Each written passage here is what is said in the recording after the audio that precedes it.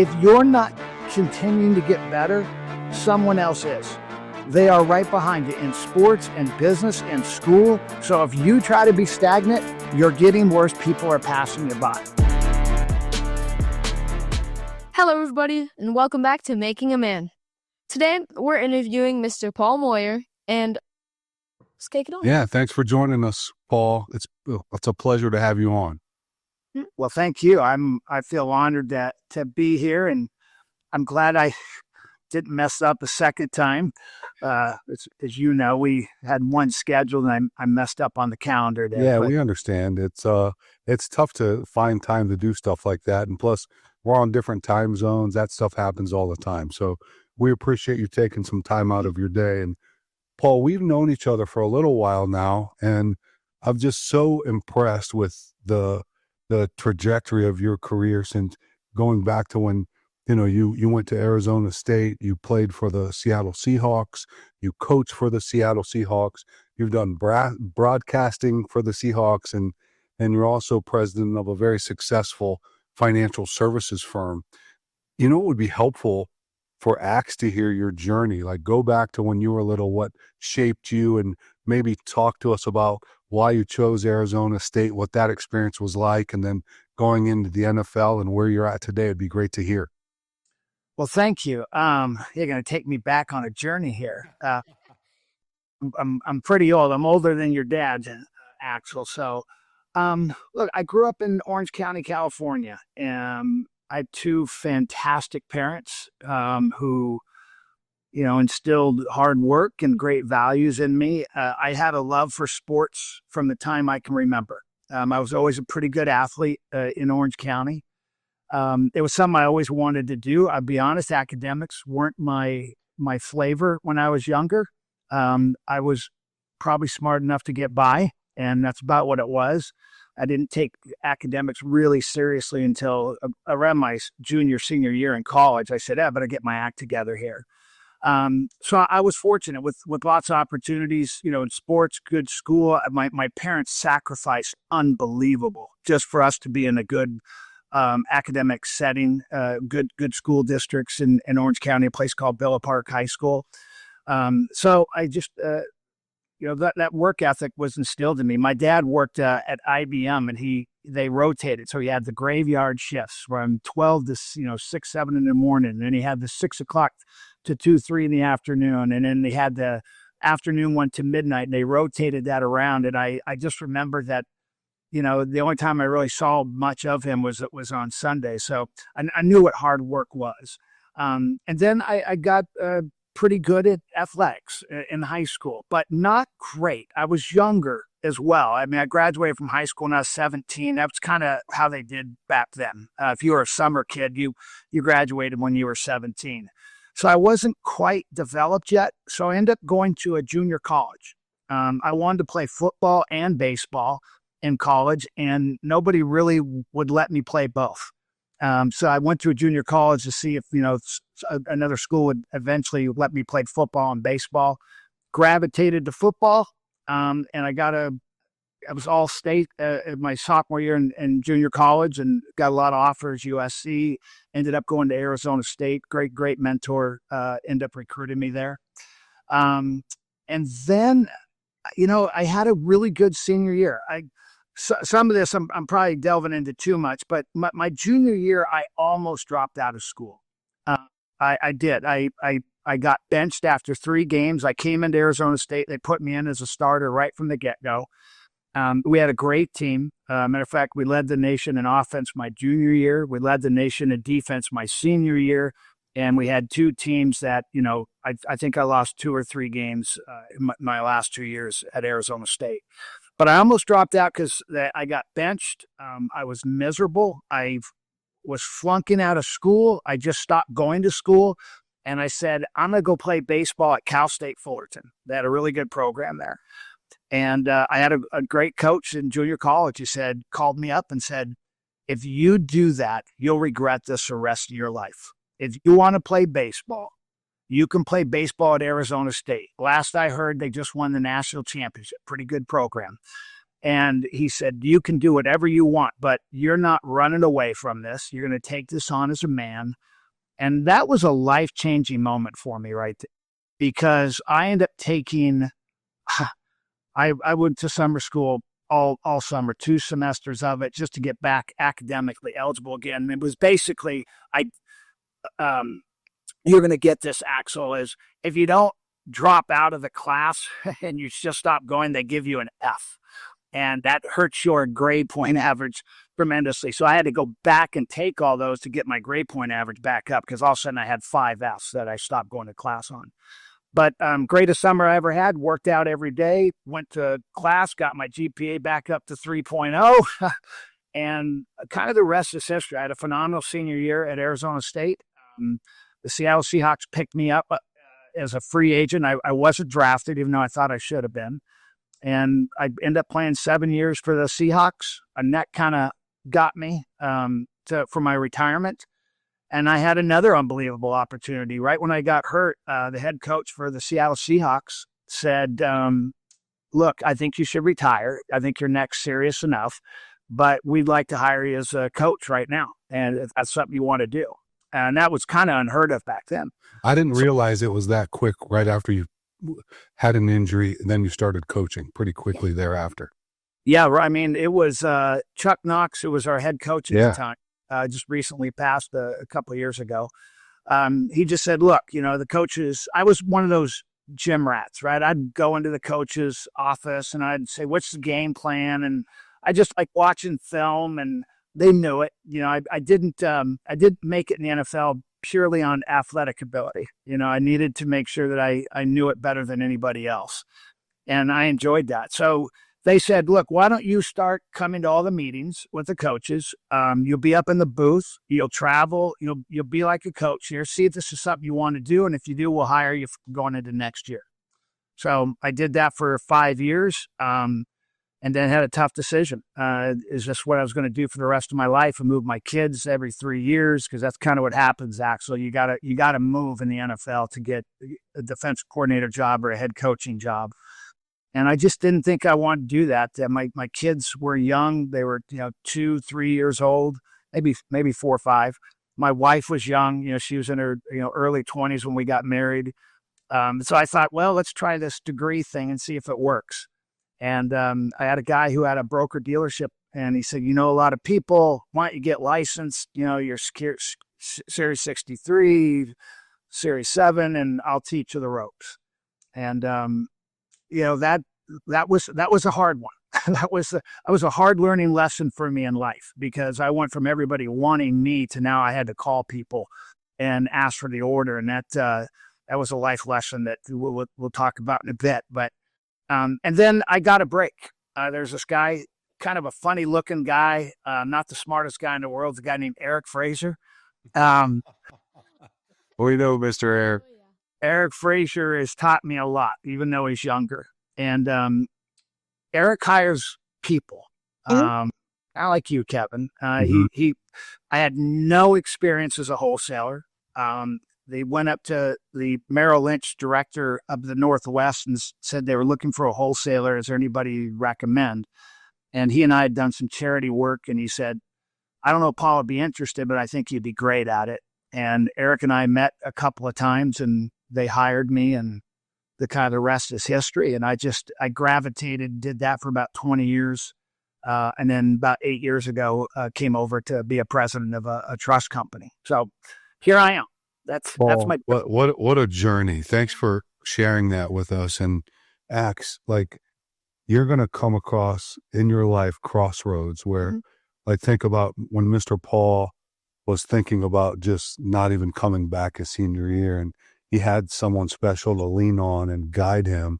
And, that made all the difference. Then, he thinks he's going to get drafted, and then he doesn't. And then he goes on to have he just keeps going and has an incredible career as a player, and then, meets Mr. Eric, and now he's in the financial services industry.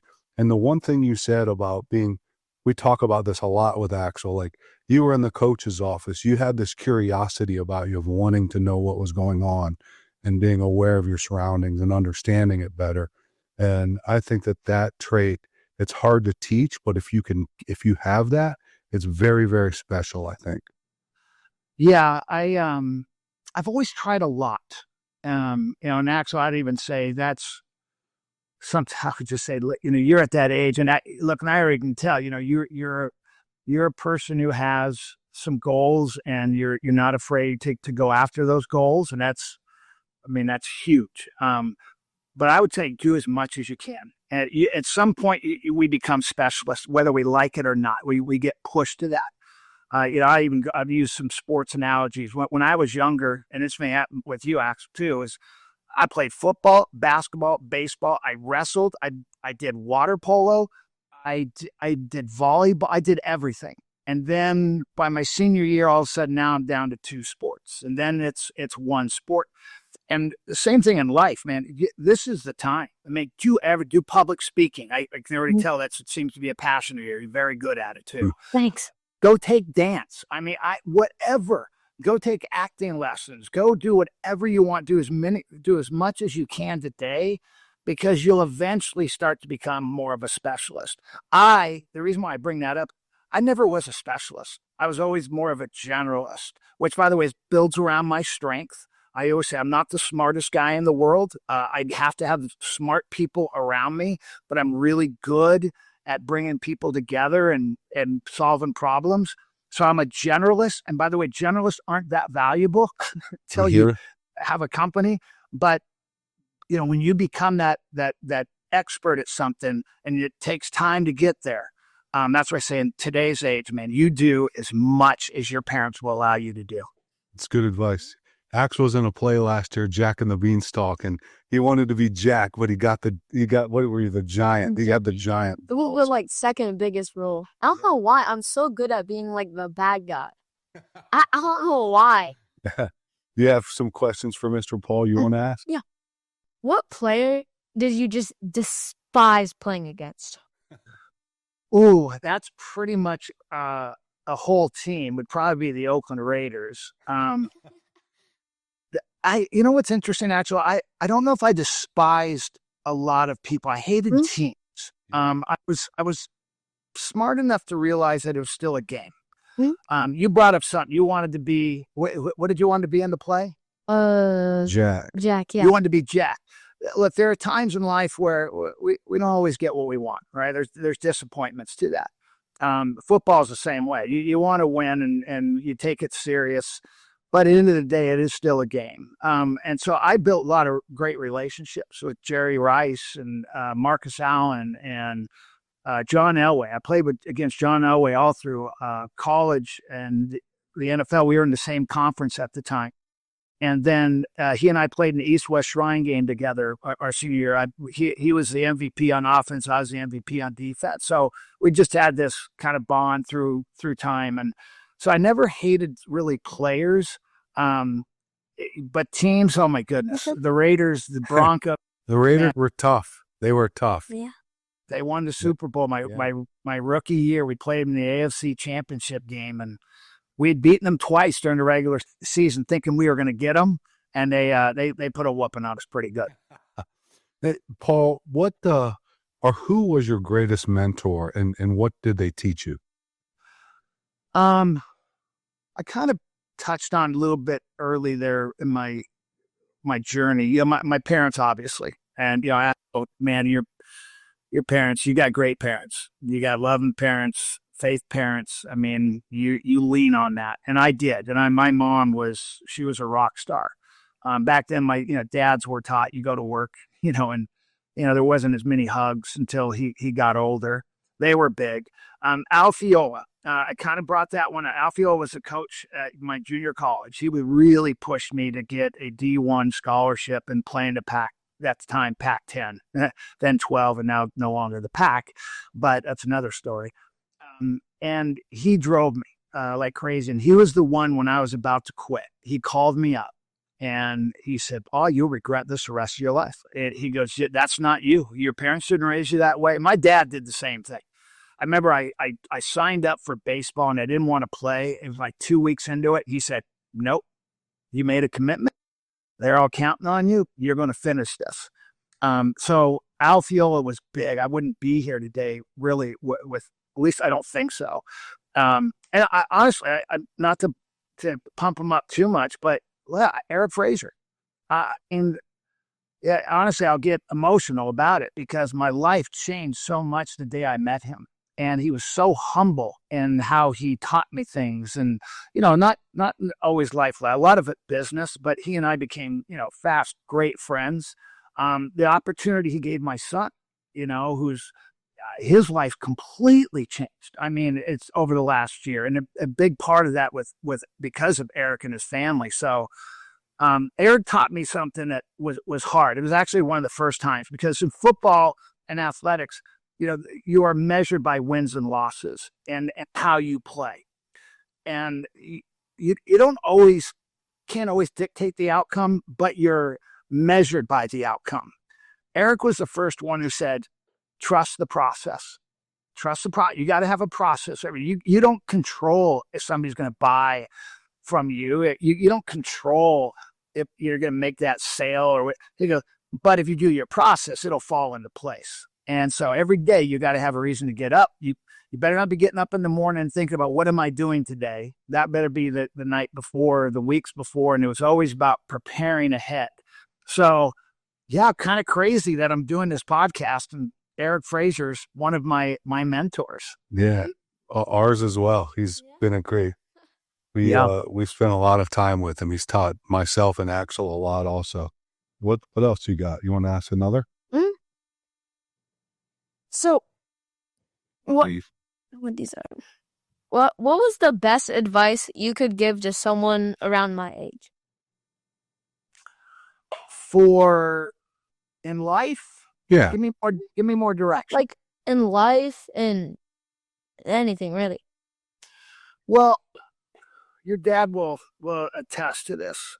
It's hard to find good people to hire. I'll do this more from a business standpoint. And I think for you to stand out, and it's crazy, it's not even that hard, but I got taught this, and some of it's from Chuck Knox, some of it is I've grown. This one is show up on time. It's better to be 30 minutes early than 1 second late. And that was instilled in me, especially if you get your calendar right and don't mess up thinking you're on Central Time instead of Pacific when you're about to do a podcast. But I'm teasing. But I think that's a big one. It's just show up on time. The other one is do what you say you're going to do. If you say, I'm going to do that, because now you become valuable to me. And that's all I'm looking for in this world. Athletics, same thing. I'm looking for that guy who runs that extra 100. And it's meaningful to him. I'm not just doing it so people can see me do it. No, I'm consistent at it. I don't do it just one time. So do what you say you're going to do. The other one, I've heard a couple of your podcasts, but it's so true. It is attitude. You have a great attitude with a smile on your face. People want to be around you. And man, that separates you. Just those three things, you've already separated yourself from everybody else. The big one that was plastered across all the locker rooms and everything. Never complain. Never complain. Are you kidding? Well, you got an opportunity. We live in the greatest country in the world with all kinds of opportunities. It doesn't matter who you are. You get up every day and you tackle that opportunity. Man, there's nothing to complain about in life, and no one wants to be around a complainer at all. And then I'll finish with this one. You are either getting better or you're getting worse. And I live by that. And what does that mean? Well, if I'm getting better, it means I'm doing stuff, right? I'm working on my craft. If you want to do this, I'll even tell you, I'm always prepared. People ask me, do you get afraid? Yeah, I get nervous. I even was nervous here because I want to do a good job and I want this to be a good podcast for you. But proper preparation prevents piss poor performance. So be prepared at all time. And the reason why I say you're either getting better or worse, because if you're not continuing to get better, someone else is. They are right behind you in sports, in business, in school. So if you try to be stagnant, you're getting worse. People are passing you by. And so if you live by those and you walk in a room with a great attitude and you're on time and you do what you say you're going to do and you're hired, I'll teach you the skill set. I want good people, and that's part of being a good person. Oh, those were good. Those were good nuggets. Yeah, thanks for sharing those. We got a notebook. I need to write that down. We got it. We're recording. So, yeah. This is why we do it. You can go back the rest of your life and listen to other people, Yeah. and that gave you advice, just like Mr. Paul did. That was good. You have anything else? Yeah. So what would you think is the hardest hit you've ever taken in the NFL and the hardest hit you've ever given out? That's a great question, but I'm glad you gave me He's football one. interested in the football. So the hardest hit I ever got, two of them. I'm actually trying to remember, and that might be three. The hardest hit I ever got was one of the last plays I ever played in. I got knocked out cold, like cold. I had a few concussions in my life, not a lot. Mine were usually big moment hits where I was sleeping. And there's a guy named Manoa. I'm going to forget his first name, but he caught me in the temple, and I was out they went to commercial, came back. I was still sleeping, and they went back to commercial again. And this was right after my first child was born, my daughter. It was the week after, and my wife was at home with my mom, and they were watching. There was obviously some concerns there. And then the one that hurt the most, actually, I'll try to do this without. I'll do the PG version. I got hit in the lower region and ruptured a testicle, and I'm known. I only say this because it's become a story. I'm known in the Northwest as the toughest football player to ever play. And the reason why is I ruptured my testicle in the first half, and I played the whole second half with it. I didn't know it was ruptured, but I was violently sick between plays. By the way, I played pretty well too. But it was last game of the year against Denver. We had to win. A guy named Orson Mobley caught me with a knee. And it was, long story short, after the game, I come in, there happens to be a urologist there, thank goodness, Axel. And I'm bleeding, and I'm hemorrhaging. I'm bleeding internally. And they got to rush me to the hospital. Saved it. It's all good. But that was the most painful, if you've ever been hit there, 10 times it, and it never went away. And so, those were my biggest hit. Now, I will tell you this, Axel. The toughest player to play against was Jerry Rice. He burned us bad. John Elway. I mean, I played against Dan Marino, John Elway, a bunch of Hall of Famers. Dan Fouts, got my first touchdown against Dan Fouts and Kellen Winslow. Now I'm really going back. This is good. John Elway. He intercepted Dan Fouts. Really? John Elway, Dan Fouts, Jim Kelly, one of my best interceptions ever. Most impactful interception was against Warren Moon. They were driving to take the lead. I cut across in the end zone, won the game for us on that one. So just to throw a few, we call them flexing, baby flexes. You're allowed to. You've earned it. You can't flex unless you've earned it, and you have. That's really good. Well, I'm going to finish it up with one last question, Paul. You've experienced all this professionally. I know your son. He's an incredible human being. So you're a great father as well. But now you're a grandfather. Has that? This helps me someday. I want to be a grandfather someday, not too soon, but someday. How has that changed your perspective on life, if at all? Has that? I think what it does, Kevin, it brings back that unconditional love again. You remember it the first time your first child's born, and I use this analogy of I would absolutely die for my wife. But if someone shot a bullet, I might think about it just for a fraction. I'm still going to die, but with your children, there's no thought. I mean, you actually see it. You're aware of it. Matter of fact, if you ever want to read a really good book, Axel, Blink, it's a really easy book by Malcolm Gladwell, and it's about trusting your instincts. Actually, it was a game changer for me too. And that 90% of what we do in life, we see it immediately. And so in life, it's how do we all of a sudden see one of our kids start to fall out of nowhere? Dad just all of a sudden he's there with the hand, and we see that. And I think that's brought back for me with my kid. I'm so in love with them. I got 3 of them. Nick's got his second coming in middle of July. I think it's inspired me with my faith as well. There's a time where I'm a very strong Christian, and your dad knows this, Axel, and I've shared with him, my faith.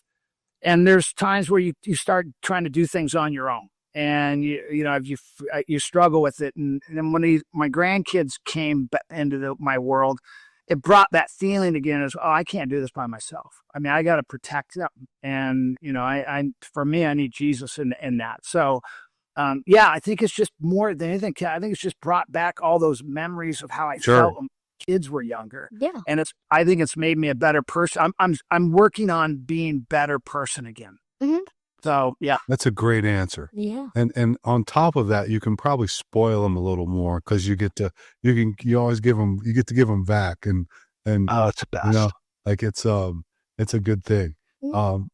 I really appreciate you making time to share some of these stories with Axel and I. We certainly want to have you back. So it means a lot that you're here. So thank you for that. Mm-hmm. Appreciate Thanks for having me. And Axel, I'll get out there. We'll play a little golf, and we'll talk just some football stories. Oh, yeah. We'll look forward to that. Have some fun with that. Great. Thanks, Paul. Thank you guys. Appreciate Honored to be here. All right. Appreciate it. Good job, Ax. Oh, hold up. Rudy? That was bad. Hey, thanks again. That really means a lot. Thanks for having me. Thanks for joining us today on Making a Man. If you found value in today's episode, don't forget to subscribe and share it with others. Together, we can keep inspiring and guiding the next generation. Thank you. See you next time. Oh!